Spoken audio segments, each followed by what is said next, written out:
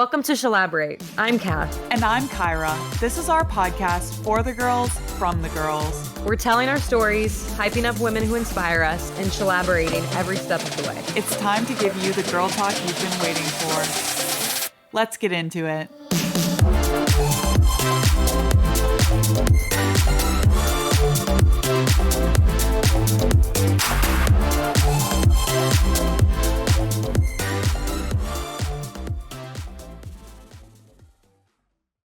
All right. Welcome back, Shalaborators. I'm Kath. And I'm Kyra. And today we have an episode. We're going to do are you this person or this person?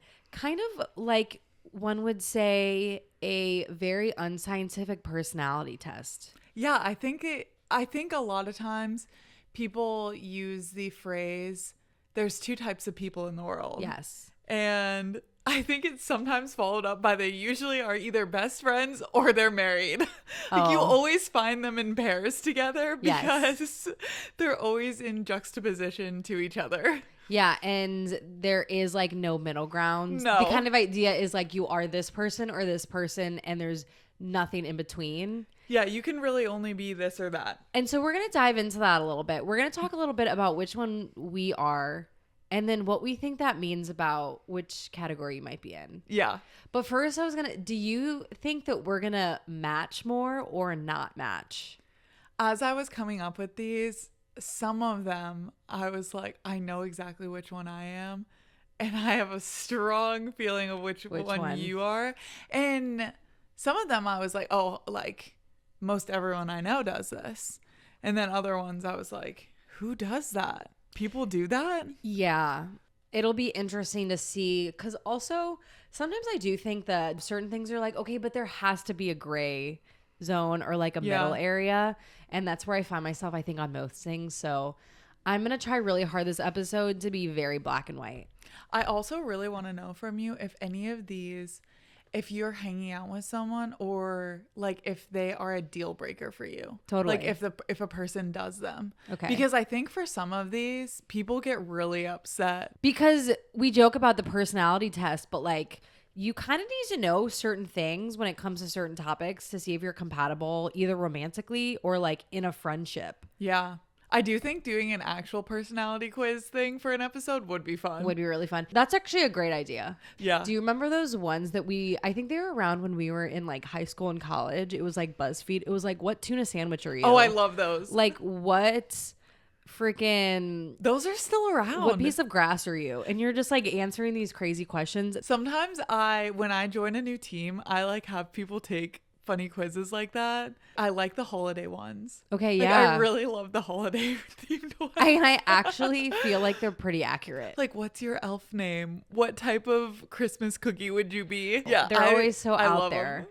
I do like them. And I remember always doing them when I should be doing something else. Yeah. Like I should be studying instead of taking this quiz about what cheese it I am. Who makes those BuzzFeed quizzes?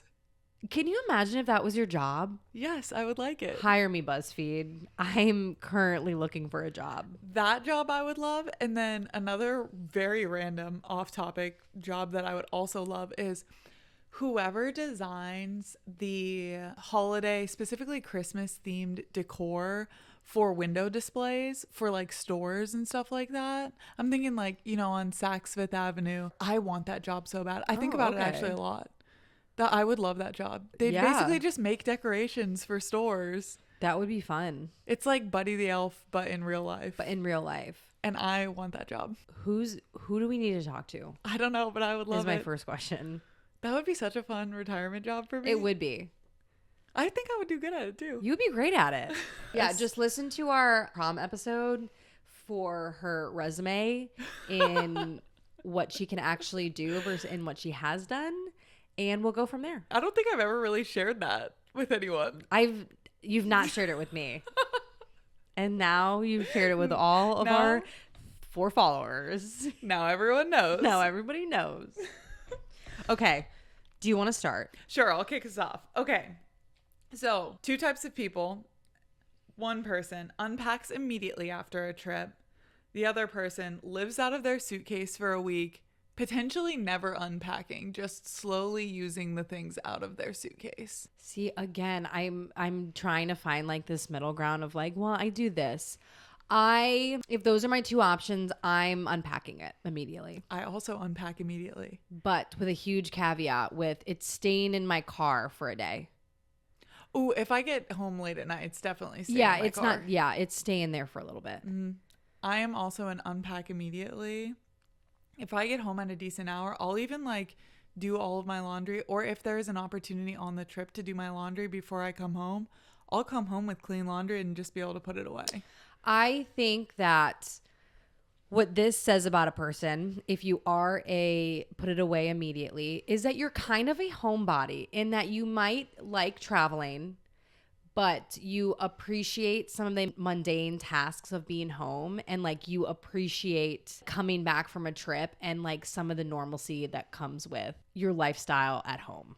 Do you clean up your house before you go on the trip? I try very hard to, and it's always a guess, especially if I've been gone for a while. I'm like, okay, am I going to come home to a clean house? Because I genuinely don't remember if I had time to clean it when I got back or before I left. I really try to too, especially if I know I'm going to get back late at night. I will try to make sure that my bed is made, like that I'm coming into like a fresh, clean, nice room. Mm-hmm. I also think we travel a lot, and a lot of the travel isn't always like us choosing to go on a vacation, so coming home can kind of feel like a treat, feel really good, and it's doubly nice when you come home and there's just like a return to normalcy immediately versus lingering trip hanging over your head because your suitcase is unpacked. On a second note, if you go to a hotel, are you unpacking your suitcase or are you living out of your suitcase? If it's a one night, maybe 2 night, I'll live out of my suitcase. If it's longer than 2 nights, I almost always unpack.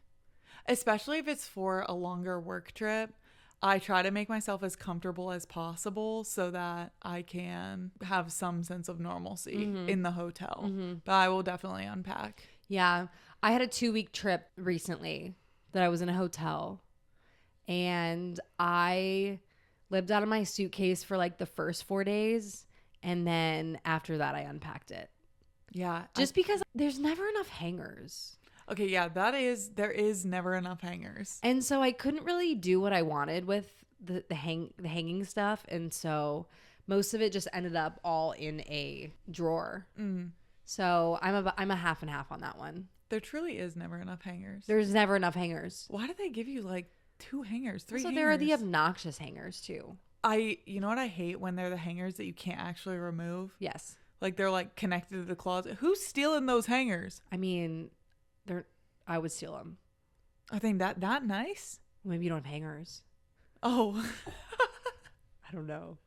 I feel like maybe that's why there's not hangers. People are stealing them. Maybe. I feel like it's one of those things, especially, and I feel like after I like got out of the military, I'm like, all right, we got to start like, you know, having a budget more and all that stuff, where I'm like going to hotels and stuff. I'm like, I'm taking this soap. It's nice soap. like, I'm dead. like, okay. I feel like people could definitely take it to the next level and be like, that's a nice pillow.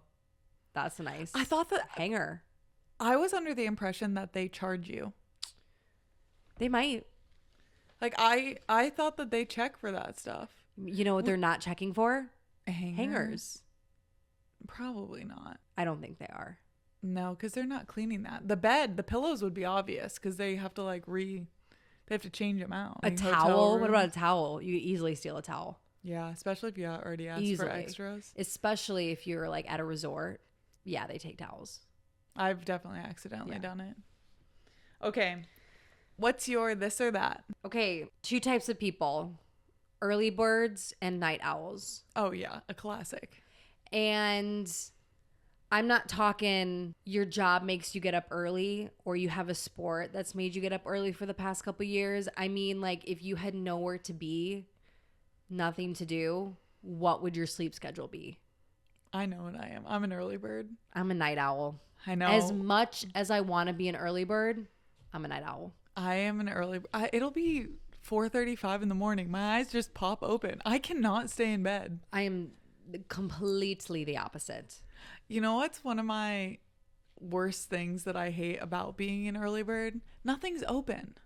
Nothing is open. Isn't that kind of, I feel like some people like that about being an early bird, is that you have like nowhere to be or do. You're kind of like up before everybody else is. So it depends on the situation. I get up so early, like if literally I will wake up at like 4:30 and I'll do like all of those things that are nice to be able to do when I'm not getting interrupted.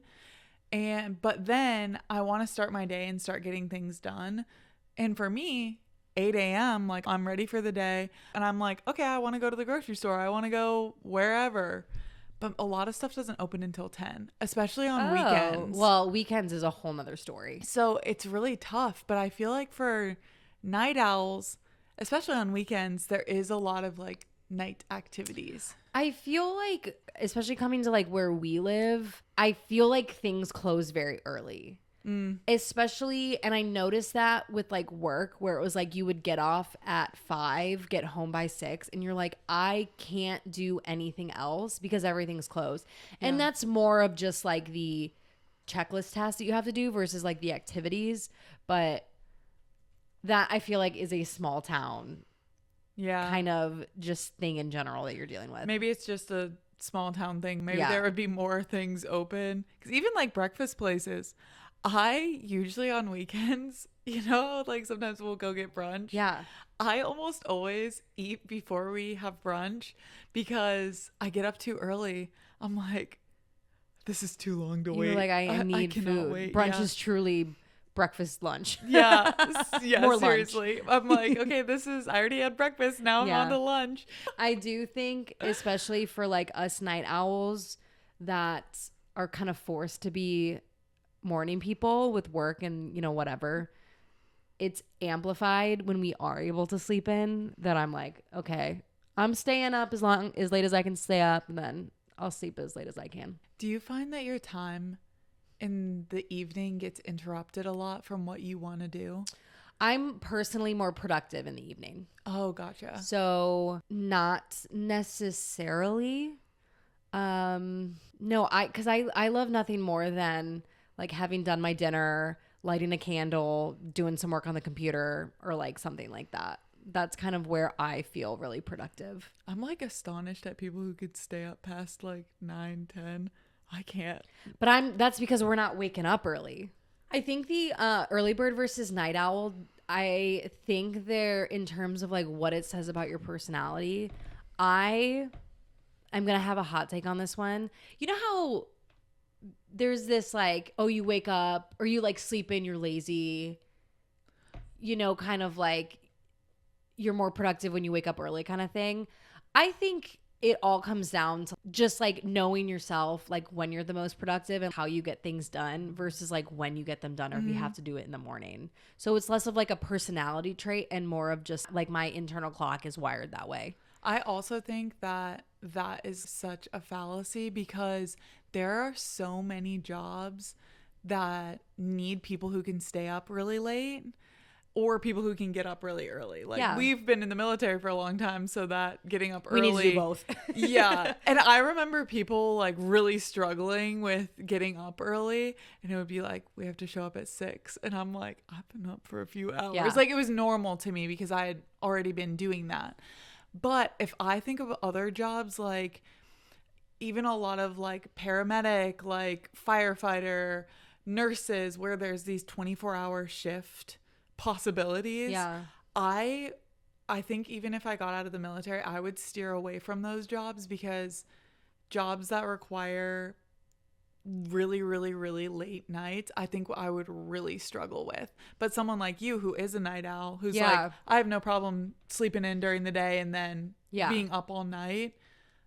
Like, we need people like that. And so anyone who's calling those people lazy, like, it's just, you can't call someone who sleeps during the day lazy and then also be appreciative of, like, you know, firefighters and paramedics and nurses who need to probably sleep in to make up for like the lack of sleep that they had or the late night or whatever it is. And so many emergencies happen at night. So many. So I feel like emergency responders being night owls is like the ideal situation because I'll be honest, nothing's going on at 4 a.m. when I'm awake. No one else is You're awake. like, can confirm. I'm like, I wouldn't know.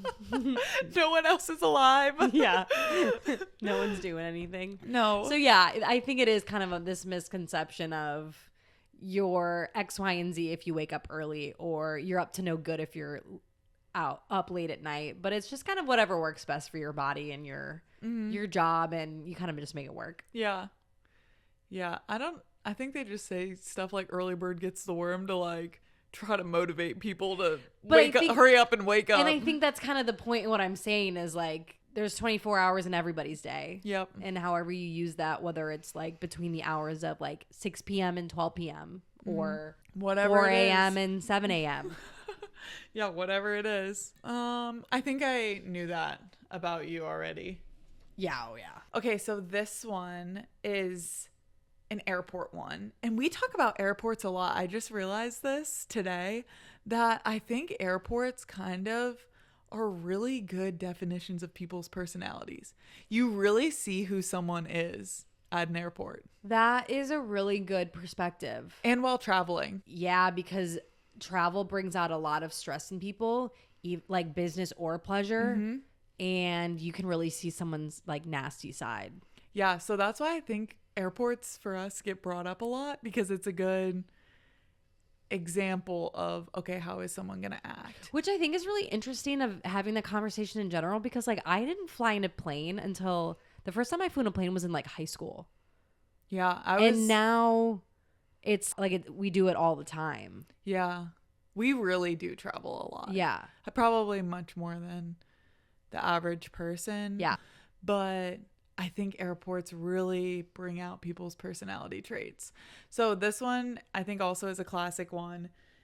The early airport person versus sprinting to the gate. Oh, I'm there 8 hours early. The only reason I'm not there earlier is because I can't get through ticketing and checking a bag within like 3 hours. Or 2 hours, whatever it is. You are my husband. He likes to go so early. And the one time I flew with you, we almost missed our flight. Yeah. I'm sprinting to the gate every time, which is so weird because I feel like everything else about my personality is not that way. Would indicate that I would be there super early. I'm not. No, you're not. I'm very like, oh, I'll get on it or I won't. That is crazy. In fact, about once every like 3.5, 4 years, I need to miss a flight to kind of reset my airport clock. Yeah. Because it helps me be like, all right, I need to go a little bit earlier. I need to reset. Yeah. And it's about that time. And hopefully it's just not as of an important trip. Yeah. When you decide to miss it. If we would have missed our flight to Patagonia, we wouldn't have been able to go on the trip. No. Who let me be in charge of the timeline? I don't know. Because it was so early. Ugh. That's probably why. That is probably why. And I was like, we'll get there. And I was like, yeah, cool. I don't want to wake up any earlier, so it'll be good. That was crazy. Yeah. Why do you go so early? Because unlike most people, I enjoy airports. I like being in airports because I feel like in airports time stops. And I can have an hour where I can be kind of by myself, get things like on the computer done. So like for me, getting there early is just another hour where I can work on something and be productive. Yeah, my husband loves them too. He will like go early. He has like activities planned when he goes early. Like he'll be like, oh, I want to work on this, or like, oh, I want to read this book. I'm like, you can do that at home, you know that? And he's like, no, I'm just going to go to the airport early. He's made us go so early before. Ticketing won't let us through. We have to like wait in the ticketing area. And that's what I'm saying. Like that I do not want to do. That I do not want to wait. It's way too early. Yeah, No, I am every single time I am sprinting to the gate. And that doesn't like. Oh no, it gives me anxiety. Okay, so then my next question is, are you I show up on time for something, or I'm 30 minutes early for anything else? Usually early. Okay, so why is it different for your flights? I don't know. You pay so much money. Girl, I don't know. I can't explain it. That's crazy. Which I knew that about you because I almost missed a flight with you. And I'm a internal panicker. I don't show it out on the outside. I wasn't panicking. I was like, we'll sprint. I'm kind of like, well, if we do miss it, it's too late. Like, there's nothing we can do about it now. Yeah. We sprinted and we made it. Did we sprint to that one? Yeah. We definitely sprinted when we got off the flight when we weren't supposed to. That we were running for our lives. We ran at every leg of that trip.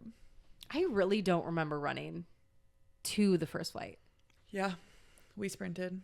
But that's pretty much the norm for me. Okay. Yeah, so I don't know why I do that. I am generally early to everything else. Maybe I'll consider changing my ways. I mean, the thing is with the airports and airport time, like back planning for an airport trip, is it can be pretty difficult. Yep. Right? Because you're like, where am I flying out of? We fly out of Raleigh or Fayetteville. It's probably not going to be that long through security. But like, it's just something so hard to plan for because there's variables, whether it's a travel weekend or it's this flight or you didn't get TSA pre-check or like all of these things that just go into it, that one's a hard one to back plan. Maybe I'm just actually I'm really bad at time math. So maybe I'm just like messing that up so bad that every time I'm like, well, this is the best I can do. I think one thing that not like shows that, but that story you told me when you're dropping your husband off at the airport and his flight was boarding in like an hour and a half and you're like just leaving your house. You're like, yeah, it takes like 45 minutes. I'm like, it takes a straight hour, 15 minutes to get to the airport. He barely made it on that flight. He was so upset. He was like, why did you tell me it took 40 minutes to get to the airport? And I was like, thought it did. So then what's it like being with someone that's the complete opposite of your airport travel type? If I'm traveling with him, we go off of his time schedule. 100%. I think there are certain examples where it makes more sense for one person to kind of go with the other person's. Yeah.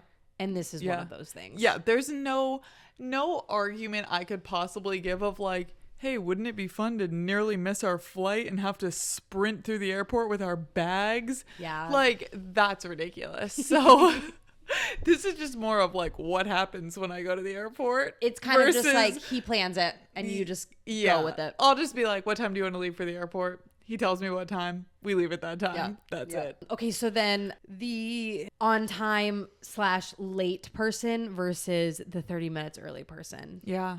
I'm a 30 minutes early every single time. Yeah.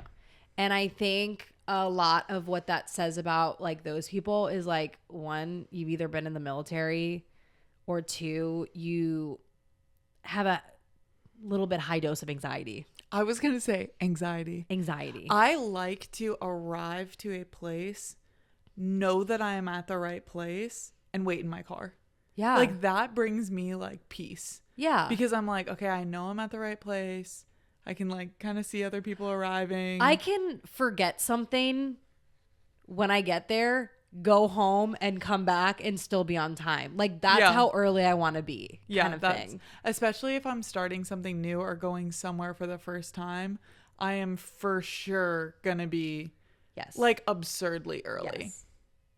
What I do think is funny is when there's a lot of military people going somewhere for the first time, whether it's like a place outside of work or if it's a place for work, you'll see everyone in the military like sitting in their cars. Literally. Waiting. Especially if it's like kind of a really important thing. So like a PT test, everyone's there like 45 minutes early. Yep. Just and it's there. Always dark out. And then you kind of just see like people's phones lighting up their faces in their cars because it's early. Mm-hmm. And everyone's like waiting for one person to get out of their car. And then they're like, okay, it's time to get out now. Yeah. That's what it's like. Okay. This one, text back immediately or mentally replies and forgets to text back. And thinks they did. And thinks that they did. Yeah. Also guilty. I am just in general not a very good texter. I am not a good texter. Every once in a while I'll like have like a texting burst where I'll like reply to a bunch of people. and then it'll be like a week. Yes. And then I'll reply to a bunch of people, and then it'll be a week. I don't know why it's so hard for me to just like open one message, answer it, and immediately reply. I don't know. Yeah. You'll catch me a couple hours a day and then I'm off the clock. Yeah. You know what I mean? And I'm like, I could have been texting you mid question. I need a couple days now. That's you got me. You got me during my prime, and now I've expired. I try to be upfront with people about that because unless you're my husband, I'm probably not answering you. And I call him.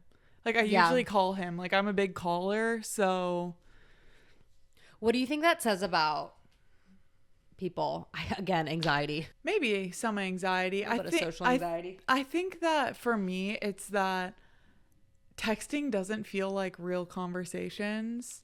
It doesn't really feel like a real person on the end of the conversation. Not that like I don't know that there's a human being on the other end of the phone. But to me, I'm like, if it's a text, it's just lower on my importance scale than if someone called me. Like if I see a missed call from literally anyone I know, I will call them back immediately. But if I just get a random text and it's kind of just mundane, I'm probably not answering. Yeah. For a while. Yeah. That's how I am. And I think that just kind of says that you're prioritizing like your own stuff and not being interrupted by other people. Because I think that could be really disruptive if you are the type of person that feels the need, like you need to answer immediately. Well, what if you're doing something else? Yeah. Like, does that disrupt your day? I don't know. I'd be interested in someone who is like, no, I generally answer immediately. Yeah, I've never been that person. I would say I kind of do like mentally sift them into categories of like, oh, this is a work text message. Okay, something's queued on in my brain where it's like, I do have to answer this immediately. But like when it comes to like friends, peers, acquaintances kind of thing, it takes, for some reason, like I care, for some reason I care about those people more. But like when it comes to texting back, it just doesn't happen as quick. Maybe because I like want to put some thought into it and care behind it. And like maybe at that moment, I just don't really have the time to do that. Yeah. To put that into it. I could see that rationale because often if I get a random text, I'm already doing something and I'm not like on my phone a lot. So I leave it. Like I'll leave it upstairs in my house for hours and hours and hours on end and not really realize, oh shoot, like someone was talking to me on my phone. Yeah. But I wasn't in conversation mode at that time. Yeah. You need to catch me when I'm in conversation mode. Yeah. All right. There's two types of people. Beach vacation or mountain vacation. Ooh. Or beach house, mountain house. Ooh. Oh, why not both? That's this is what I think.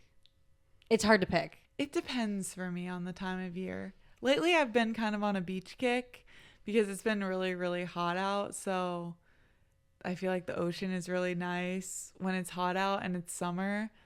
But in the winter, there's something so cozy about like a cabin in the woods. Yeah. I like both. Yeah. I don't know if I can pick that one. I do like both, but I think if it came down to it and I like gun to my head had to pick, it would be a beach house. Because I love the water. And maybe not necessarily a beach house, but something on the water. So it could be a lake house. A lake house by an ocean. Ooh. Or a lake house by a mountain. That would be nice. That's why I liked Hawaii so much. Because you had mountains and the beach. Yeah, I think North Carolina has changed me a lot because before living here, I 100% would have easily answered, no, I'm a mountain gal. I'd prefer a cabin. Like if I could only have one, I would prefer a cabin. But I think that that's because I didn't really have very much experience going to the beach. And I didn't really know how to beach super fun. You know what I mean? How does one beach? It's like Ken from Barbie. It's like, yeah, I beach. Well, that was like, I was just learning. And it was like, I didn't have like the right setup and stuff. Yeah. So I'd kind of go get all sandy, be like, is everyone having fun? I'm sunburnt. I don't know what's going on. I'm dehydrated and sunburned. Yeah.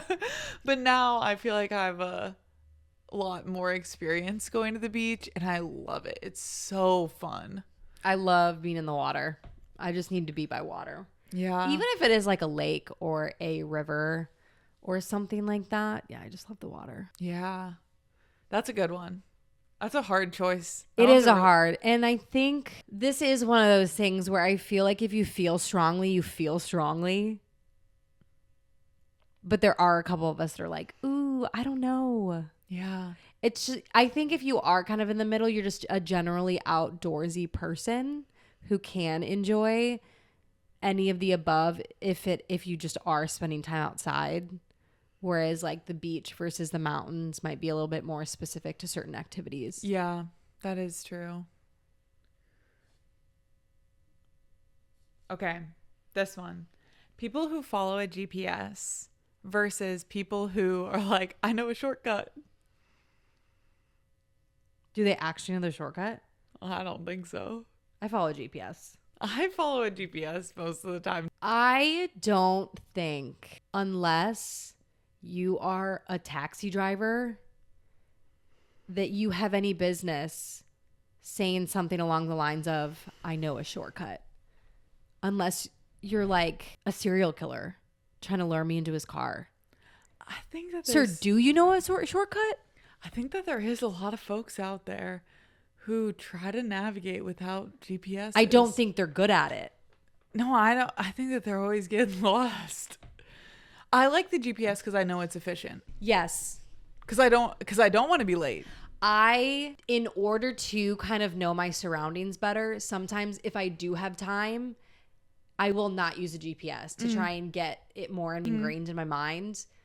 But yeah, if I'm on a timeline and I got to be somewhere, GPS. Do you ever GPS places where you know where you're going? Yes, because sometimes I don't know the best route. Like, for example, Fort Bragg, I can get everywhere and I know where everything is, but it's usually via one road and I don't know the most efficient way to get there. Yeah. I often plug things into my GPS just because I like to know what the estimated time of arrival is. It's not even the route. Like, I'm not looking at the route. I'm looking at the time. I'm looking at the time because I want to know what time I'm going to get there. And so I do that all the time. Like, literally on my way home from work today, I did that because it also kind of estimates the traffic for you. And I want to know what time I'm going to get home. Or sometimes even will tell you where the police are. Yeah. Sometimes I want to know that. Yeah. Especially because sometimes they hide on those roads. So I think the people that do not use the GPS are either taxi drivers or have a self-inflated idea of how good they are at directions. Yeah. Also, the shortcuts, every time I've been in a car with someone and they're like, I'm going to take a shortcut. It's longer. I know it's longer. Yeah, I don't. It's never a shortcut. Yeah. Okay, what's your next one? Okay, there are two types of people, city people or country people. Which one are you? Definitely a country person. Are you? Yeah. Have you always been a country person? Yeah, I think so. Yeah. Yeah. I like visiting cities, but for living, I like there to be space. Partially, I think that's because I really don't like sleeping in noisy, bright environments. And I notice when I do go sleep somewhere like in a hotel that's in a city, it's hard for me to fall asleep because of all the city sounds. Yeah. So definitely country person. Yeah. I am a city person. I love the city. I've always kind of wished I did like the young in Chicago, like young city living kind of thing. I just think there's so much to do. And the idea of just being able to get out of your house and walk somewhere is really important to me. Yeah. That's so cool to me. I hope that the next place that you live, you have that. I know. I really, really hope that for you. Okay. Two types of people. People who sit there and want to watch the movie in silence, and then people who want to chat during the movie. Oh, I have an opinion so far one way. I'm scared that I'm an annoying person to you. You chat during the movie. I like to chat during the movie. I don't want to watch a movie with you. No, probably not. Are you asking questions? Sometimes. Here's the thing. If you want to chat, that's fine. We can chat during a movie. If you want to ask me a question of like, oh my God, what is going to happen, like something that I would very much not know the answer to, that's when I have a problem. You don't want to speculate on it? We can speculate. We can theorize all day. Like, I don't want a definite answer. But you get two questions. But I like to speculate on what's gonna happen. You can speculate in a sentence form, not in a question. Let's say that. I very rarely watch movies, but if I do watch a movie, I find myself talking a lot during the movie because I feel like if I am watching a movie, it's usually with someone. So I'm like, don't we want this shared experience together? That's funny. What is your husband like? He probably, if he wasn't sitting next to me, would be absolutely silent. I mean, He's quiet anyways. But when he watches movies with me, he'll chat the whole time. Okay. Literally so he kind of, yes. He does rewind a lot, though. Yeah. He rewinds a lot. That's sweet because you know that he is the latter. Yeah. I think he just does it because he knows I like to chat during the movie, and so he'll either pause it or rewind it. Usually in movie theaters, though, before he has been like, shh, you're not supposed to be talking. Like it's your first time. Yeah, I don't know. It just pops into my mind, and I'm like, oh, you want to say it out loud. Well, what I want to know is, I like to know if the other person's like enjoying the movie or like what they're thinking like while they're watching the movie. And so I'm like always looking over at him like, oh, what is he thinking? Like, what does he think's gonna happen? Okay, so I was watching The Housemaid with my boyfriend. Yeah. And I've already seen it, but it's a good movie. So I was like, I'll watch it again. Like, it's a really good movie. You should watch it. And it's got a crazy plot twist. I'm obviously not going to ruin it, but it was so fun watching it with him because he would be like talking smack about the person, and I knew kind of what happened, so I was like, oh, just you wait. See if you I liked, but I had already seen it. Yeah. So I enjoyed that. See, that's what I like to experience like real time with someone else. And I feel like it's hard to do if everyone's just sitting there silently with their thoughts. You don't know what they're thinking. Okay, so then I think, yeah, you have to kind of like pause it. Yeah. We're a big pause and rewind family. I also don't hear very well. Yeah. So I need subtitles on. Yeah. Oh, yeah. So is that two types of people? Subtitlers and non-subtitlers? Oh, yeah. I'm a subtitler. I'm a huge subtitler. I need them on because I'm talking. So I can't hear. Need them on. And I need them on because you're talking. Okay. I'm really outing myself this episode. I feel like it's every worst trait is the one that I have. I don't think it's the worst trait. It's just either an acquired trait, or you need to be with someone that has that other trait.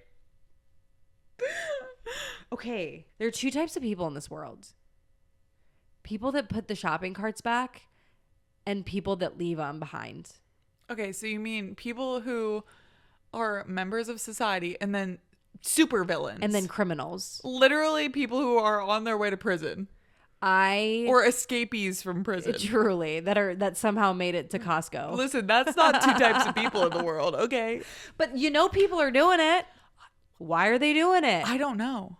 I truly don't know. Sometimes what really amazes me, you know how there's the median like stores? How they get there? People will put them up onto the median. That takes more effort. Like sometimes those medians are high. That's true. Like, have you ever tried to get one out of there? Especially if there's rocks. It's hard to get them out of there. Yeah, that's just straight to jail. Why do people do that? I think our next interview should be people that don't put the shopping carts back. Because I genuinely want to know what's going on with them. Are they okay? No, there's only one reason. You are about to have a bathroom emergency. You have to ditch your cart. The bathroom in the store is closed. You somehow are already in the process of checking out. Yeah, but you never see it with food in it. Is that what you mean? Scenario I mean is you've already purchased your food. This is crazy. This is the only scenario where this would be acceptable. Okay. You've already purchased your food. You're on your way out of the store. Suddenly, you have a bathroom emergency in between the checkout and your car. And your car. You barely have enough time to fling your bags into the car and drive away. I hope you pooped your pants. Because to me, not a good enough excuse.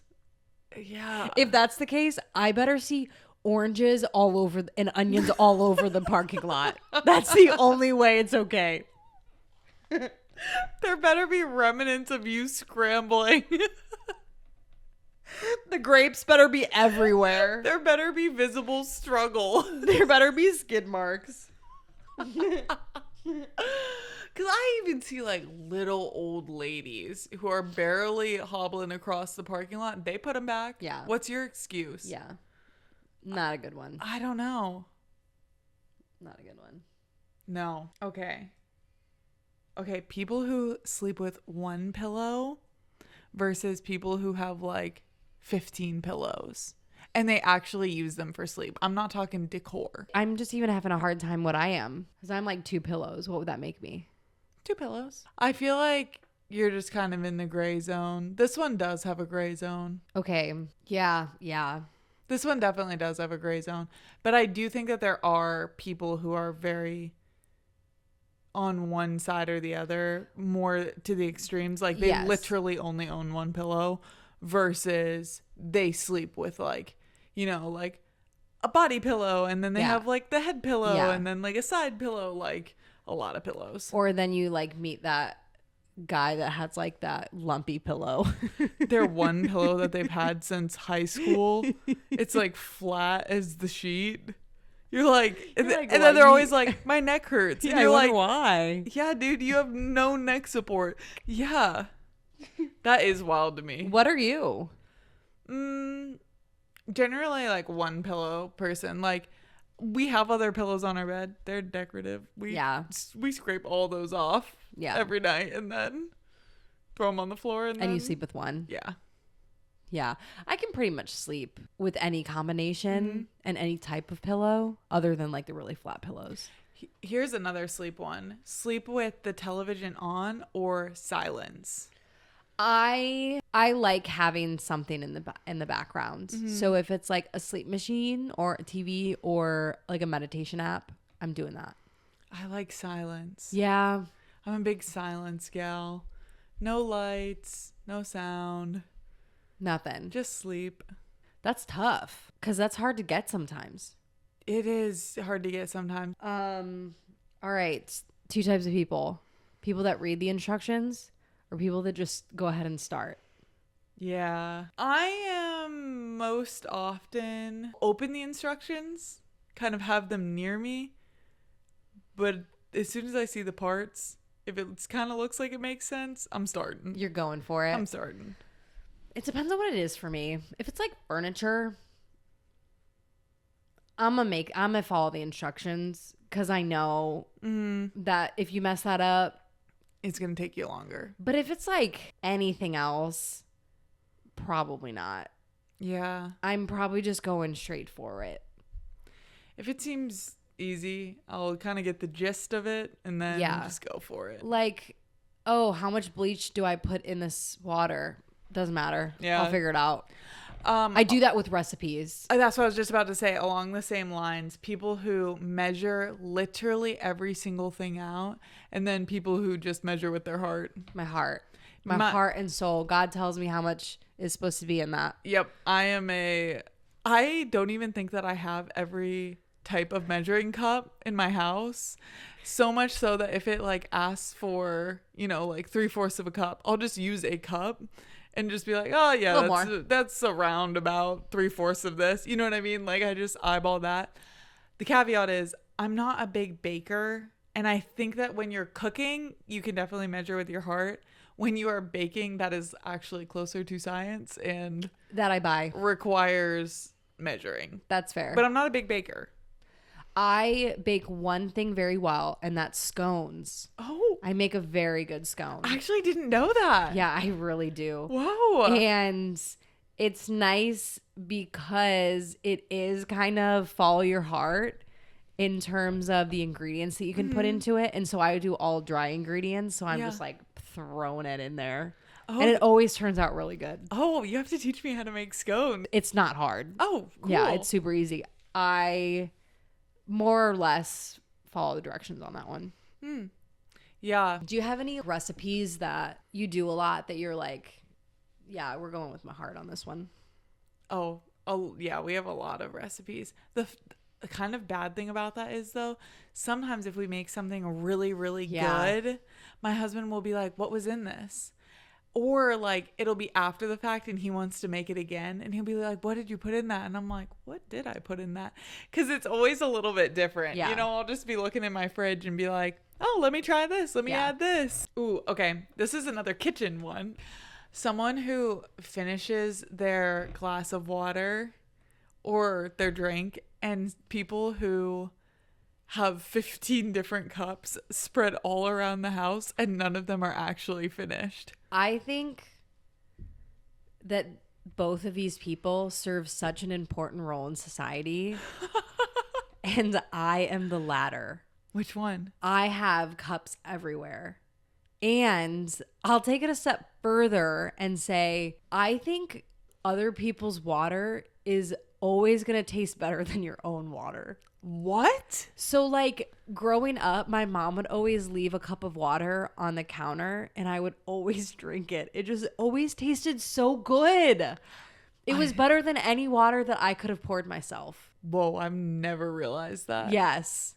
I do think there's something special about night water. Night water is in its own category. Like when it's been sitting on your bedside table overnight. It ages like a fine wine. It is. There is something about night water. Which one are you? 1 cup. You're 1 cup. I'm 1 cup, but I rarely finish my cup. But I use Stanley type cup. I use a tumbler usually now. Yeah. So I think that kind of prevents the getting a bunch of cups situation. The same way about my chapstick. Like I have my car chapstick. I have my car cup. I have my bedside table cup. I have my downstairs cup. I have way too many tumblers. See, I carry mine around with me. How do you know how much you drank in a day? I have no idea how much I drink in a day. Yeah, because you have too many different cups. They all serve different purposes. I can't be taking that to the gym. I can't be running with that, you know? I have no idea how much I know when I'm dehydrated, I'll tell you that. See, for me, I'm like, okay, I refilled this X amount of times. I'm probably hydrated or not. Yeah. Interesting. Just do it off feel. Interesting. Okay. People said there are definitely 2 types of people in this world. I know which one I think you are. I know which one I am. People who set 12 alarms to wake up versus they wake up on the first one or don't set an alarm. I set one every day that I need to get up early. I always set an alarm. I think my body has a really good internal clock though, or maybe it's again anxiety. I don't know. Are we just diagnosing ourselves with anxiety this episode? I mean, I didn't need this episode to do it, but probably. This is really highlighting some stuff. But I think that I have a good internal clock. Yeah. And say even if it's like earlier than I would normally wake up, or if I'm up really late at night and I do need to get up still early in the morning, I will wake up like usually within 10 minutes of prior to my alarm going off. Like I will watch my alarm go off, which is really bizarre. Cool. That's really cool. Yeah, it's been like that honestly like my whole life. Like I don't even remember as a kid like having to get up for sports or whatever and waking up before my alarm and kind of like watching it go off. Meanwhile, I'm tormenting every single one of my roommates that I've ever had with my 11 alarms. Not waking up, snoozing through them. You hit snooze a lot? Oh, yeah. Can you go back to sleep after you wake up? Yeah, definitely. Really? Yeah. See, I feel like that's a feat. That's kind of what I think of. Like, you need quiet and I don't need anything. I need to close my eyes. Yeah. I do have a hard time falling asleep, but once I'm asleep, I can go right back to sleep. See, I'm the opposite. I knock out at night. Like, I hit the bed, I'm knocked out, and then I wake up super early. But if I get woken up and it's even remotely close to morning, I'm like, might as well start the day. Mm-mm. I stay in bed as probably as long as I can. Okay, people who use bookmarks versus corner folders. That's a good one. Some people are very serious about this. I don't feel like I'm particularly serious about this. I'm a bookmarker. Really? Yeah. Because honestly, like, you can literally use anything as a bookmark. Yeah. Like, when have you ever been in a situation where there's literally nothing that you can use to mark your books? Never, because I use the corner of the page. You do. Yeah. Does that surprise you? A little bit. You know what's crazy? I just got a new bookmark. I just got those books at that thrift shop, and I got a bookmark with it. It's a really beautiful bookmark. It is literally in the front of the book that I'm reading. You're not I'm even halfway using through it. the book. I'm not using it. I don't know why. That's interesting. I don't do You've it always to been like- library books Well, I was gonna or say, borrowed books. that's what I was gonna say. Like, if you're borrowing it from somebody, I would kind of see that as disrespectful, because I've literally used like plane tickets. Yeah. I know. I would say in a lot of my books are my boarding passes. For some reason, I feel like it adds a little bit of character to the book. That's fair. Of like, oh yeah, I read this. It's my book. I can do what I want with Mm-hmm. it. But to someone else's book or a shared library book, no, I'm not bending the page. Yeah. I know some people are very serious about don't ever bend pages of books. Yeah. I can see that if it's somebody else's book. Yeah. But yeah, if it's your book, I mean, if it's your book, you can do whatever you want to it. Yeah. Okay. 2 types of people, introverts and extroverts. Ooh. And I think this is a really interesting conversation because I personally don't feel like there's just one or the other. I think we've talked about this before. I also don't think that there's one or the other. Yeah. I think that I can be extroverted, and I think I outwardly am perceived as very extroverted, and I do like chatting, but only with certain people in certain circumstances. If I'm meeting new people, it's very, very draining to me. And if I'm around a lot of new people, the only thing I want to do is go home. Mm-hmm. So if you are in that small group of people that I like talking to, Then I'm an extrovert. then I'm an extrovert. Otherwise, I'm an introvert. Yeah. Because I was actually having this conversation with some friends last night, and I was like, I don't think I'm an extrovert because I don't necessarily think that I gain energy from being around people. Like, for the job that I have now, I tend to come back very drained because it is a very forward-facing job. Like, you do really kind of have to be on your game and like overly nice to people, and that is kind of draining to me. But the people that I was with, they could not accept the fact that I thought I was an introvert. I think that also being extroverted can be a learned skill. Like being able to switch it on and be an extroverted person, I think can be a learned skill. And it's definitely something that I think that you're very good at. I think it's something that I'm good at, but it's more about the feeling of how it leaves you. Afterwards. I think some people get really, really hyped up and they kind of like don't want the party to end. I'm not like that. I am not like that. In fact, like I will I always want the say, party to end. I'm happy to leave. Like I'll leave early. Mm-hmm. That's no problem to me. And I always think to myself, like it's good to leave while you're still having fun. And I think that is more so the differentiation between introvert and extrovert. And yeah, I do wonder if there are extroverts who really get a lot of enjoyment out of like being at parties or like being in new crowds of people, meeting new people, but they're really painfully shy. And so they really enjoy being there, but maybe portray as internally Almost like not a wallflower, but like an observer more. Yeah, like they're really enjoying being there. They want to be a part of it, but they're really quiet. Kind of the reverse of that. I'm sure there are. Yeah. Yeah, I think everyone's kind of on the spectrum for I think that it's a one, spectrum. but people really love to categorize introvert or extrovert. Yeah. And I don't think it's necessarily like an outward facing trait. Whereas like I can tell. No, I'm just really outgoing and I really love people. That doesn't necessarily mean all the time that that's where I find my energy, because I do love being alone sometimes. Yeah. I need to like recharge at my house. Yeah.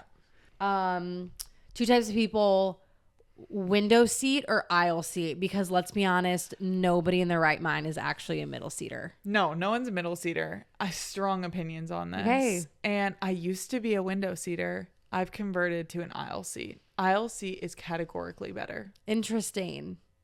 Why? You have more freedom to get up and move around. I've had one too many flight where I'm trapped by either the middle person or the aisle person who is like knocked out asleep and I need to go to the bathroom, or I just want to stand up. Like, especially long flights, you're allowed to just stand up and move around. Mm-hmm. But if you're trapped on the window seat, or you just don't want, even if they are awake, you might not want to like bug them. Whereas like every hour and a half, if I'm in a aisle seat, I can stand up if I want to. Yeah, and not bother anyone. Yeah. I am 180 the other direction. I love a window seat because I just can sleep better on the window. I love being able to look outside and like see where we're at. And I just like get a lot of joy from looking out the window. And I would say kind of shy when it comes to like asking people to move, but like if I gotta pee, you're getting up kind of thing. So I've gotten like better about that than just holding it. And I feel like when you're in the aisle seat, like you're kind of at the mercy of the window and the middle seat people, because I don't think a lot of people are as considerate and would think about that like we do. I do have to get up a lot for people. I will say that. But I don't mind it because my legs are so long. I like want excuses to get up. And every time I have a window seat, when I get off, my legs and my back always hurt because I'm like, I need to move my legs because my legs are like almost touching the back of the seat. There's like only like two comfortable positions I can be in. And so I'm like, whatever, I'll get up. I don't care. I'm just always really annoyed when I have to get up in the aisle seat, and not for like if you gotta go, you have to get up. But for some reason, it just always annoys me. Yeah. Nope. I'm an aisle seat gal. That's a good pair. Yeah. Of two people together. Yeah. Okay. So people who shower in the morning versus people who shower at night. Okay. That's a good one. I do both. But is there one that you tend towards more? I hate saying it. It kind of depends. I would say more. I tend to, if I like don't work out so like say I didn't work out for the day, and that's like not part of it. Probably in the morning because it helps me wake up. And it's also kind of a way to just like not have to start the day yet. So I'll usually wake up, shower, and then kind of start my day.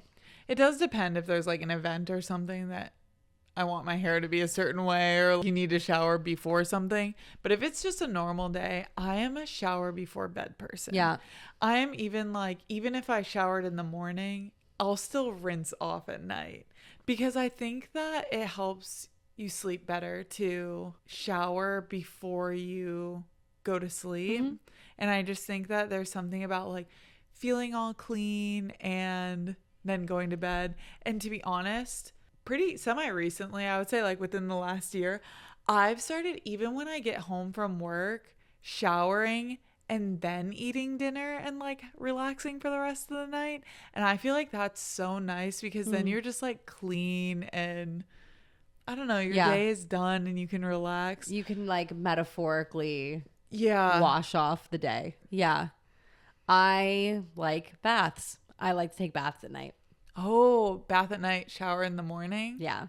Interesting. But because especially if I'm like not necessarily on a set schedule where I'm like working out specifically one time or like one part of the day, like the workout or whatever I'm doing that day is going to dictate the shower. Yeah. If you're on a more flexible schedule, or if you have an early morning workout and you get really sweaty, you need to shower in the morning. Yeah. You can't just go all day without a shower. That I could never do. I will say usually in that scenario, I'll shower in the morning and then also do like a rinse off at night. Because I love showers. So do I. Any excuse to be in a shower too. So yeah, might as well. I'm really just always in a shower and sleeping is pretty much probably what the listeners are getting from this. Okay. Do you have any others that you want to do? I don't think so. Yeah, I think that does it for this episode. It does. This is episode 30. I can't believe we have 30. I can't believe we have 30 either. Whoa. Just keep going. Yeah. So we really appreciate everyone who's been with us on this journey. Can't believe that we're hitting 30 episodes. That seems like a really big number. It does feel like a big number. Well, if you want to keep showing your support, it's totally free to like, comment, and share. It helps boost our algorithm, helps us reach more people, and keep collaborating with us. Yeah. We'll see you next time. Bye. Welcome to Collaborate. I'm Kath. And I'm Kyra. This is our podcast for the girls, from the girls. We're telling our stories, hyping up women who inspire us, and collaborating every step of the way. It's time to give you the girl talk you've been waiting for. Let's get into it.